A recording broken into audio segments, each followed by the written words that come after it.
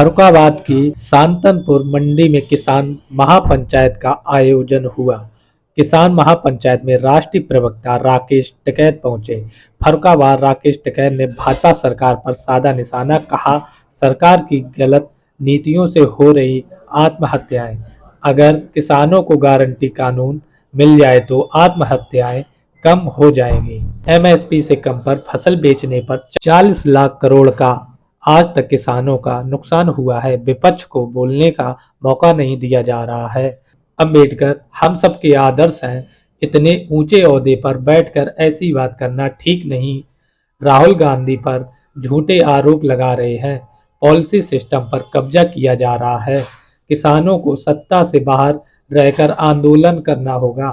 पहले की तरह किसान एकजुट हो, फिर संगठन एकजुट होकर आंदोलन करे। इंग्लैंड में किसान ट्रैक्टर लेकर निकलता है तो यहाँ ट्रैक्टर लेकर किसान आता है तो लाठियों से रोका जाता है। सरकार किसान व जनता विरोधी, यह पूंजीपतियों की सरकार है।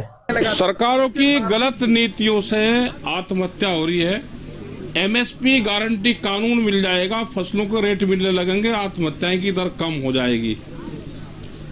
ये है कि एमएसपी पे फसलें नहीं बिक रही। करीब 40 लाख करोड़ रुपए का नुकसान अभी तक एमएसपी से कम फसलें बेचने पे हो रहा है। अकेले बिहार को करीब 1 लाख करोड़ का नुकसान है एक साल में। आप एवरेज लगाओ कि फसलें कम रेट पे बेचनी पड़ती है। अगर एमएसपी गारंटी कानून आ जाएगा तो आत्महत्याओं की दर कम हो जाएगी। छोटे किसानों के हालात बहुत खराब हैं। उनका ना तो किसान सुन रहा है और ना ही अधिकारी उन तक पहुंच पा रहे हैं। तो ऐसे में क्या व्यवस्था आपके द्वारा लागू? देखो, सरकार जब तक काम नहीं करेगी, सरकारों की नीति है कि इनकी जमीन छीनो। छोटा किसान सबसे पहले प्रभावित होगा। वो जमीन अपनी बेच रहा है क्योंकि फसलों के दाम नहीं है। अगर गारंटी कानून आ जाएगा तो उससे बहुत समाधान हो जाएगा। पानी, फर्टिलाइजर ये सस्ते हो जाएं, पानी फ्री हो जाए तो कुछ किसानों की जान बच सकती है। हाईवे जरूरी है या किसान जरूरी है? दोनों ही चीज जरूरी है, लेकिन किसान की जमीन ही सस्ती चाहिए। क्या दान में हाईवे में किसान की जमीन नहीं जाएगी? जो किसान जमीन देगा वो तो हाईवे पर चलता नहीं। उसके लिए हाईवे बनो या कच्ची सड़कें बनो। हाईवे अगर देश के लिए बन रहे हैं, उसमें सब चीज बाजार भाव से है, तो किसान की जमीन सस्ती क्यों? क्या लग रहा है कि संसद अब राजनीतिकरण पे उतर आई है या जनता के हित में कोई फैसले नहीं हो रहे? गुंडागर्दी वहां पर हो रही।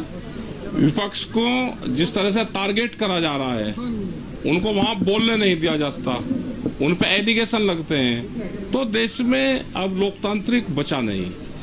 किसान आंदोलन कर रहा है तो किसान आगे क्या रणनीति रहेगी? आंदोलन ही कर सकता है। किसान के हाथ में सिचुएशन, वो पावर थोड़ा है कोई अपनी बात कह सकता है। आंदोलन से यह हुआ कि पॉलिटिकल पार्टियां, सत्ता या विपक्ष, किसान का नाम लेना शुरू किया है। उसने सरकार ने पहले जो है कि आप लोगों को मतलब आश्वासन दिया था, क्या उससे आश्वासन जो दिया था वो उसमें कोई काम नहीं करा अभी उसने।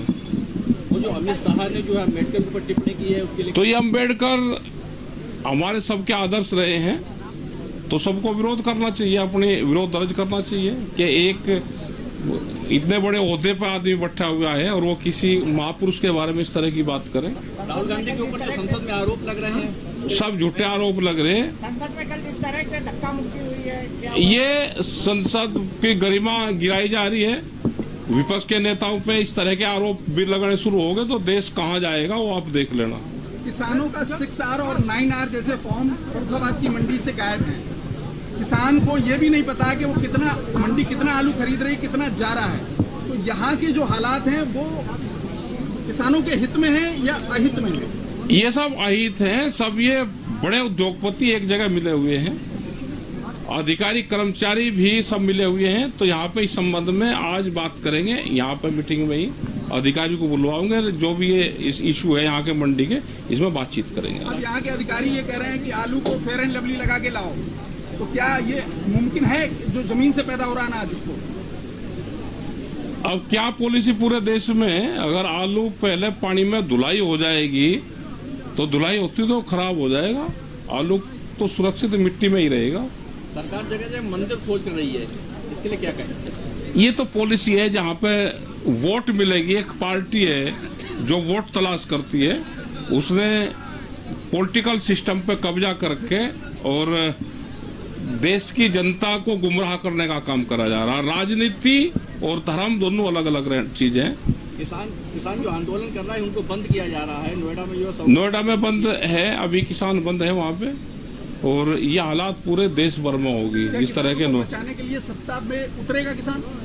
सत्ता में उतरेगा तो फेल होगा। सत्ता से बाहर रह के आंदोलन में किसानों को उतरना पड़ेगा। जो किसानों का आंदोलन चल रहा है उसके लिए आगे क्या रणनीति रहेगी, कहाँ तक? अभी उनकी कमेटी बात कर रही है, उनकी कमेटी है जो बात कर रही है। बहुत जगह देश में आंदोलन चल रहे हैं। हमने ये कहा है कि सारे एकजुट हो। एसकेएम जो पहले दिल्ली में आंदोलन करा, वही संगठन फिर इकट्ठे हों और एक प्लेटफॉर्म पर आके काम करें। विदेशों में किसानों की स्थिति और भारत के किसानों की स्थिति में क्या डिफरेंस है और आप किस तरीके से? वहाँ बड़े पूंजीपति आ गए, लेकिन वे भी वहाँ पे भी दुखी हैं। अभी जैसे इंग्लैंड में आपने देखा होगा ट्रैक्टर मार्च चल रहे हैं, उन्होंने पूरा पार्लियामेंट को वहाँ पे घेर कर रखा। उनके खिलाफ भी एक कानून आया था, उस पर टैक्सेस बढ़ाए थे, तो उन्होंने पूरा आंदोलन करा। और जब ट्रैक्टर लेके किसान वहाँ की सड़कों पर शहरों में घुसा तो उन पर पुष्प वर्षा करी गई। यहाँ पर अगर किसान आता है तो उसे लाठी से रोकने का काम करता है, अगर ट्रैक्टर लेकर आता है। ये ट्रैक्टर ही किसान की जान बचाएगा। ये तो क्या लग रहा है कि सरकार जो किसान विरोधी है? और क्या किसान के पक्ष की है?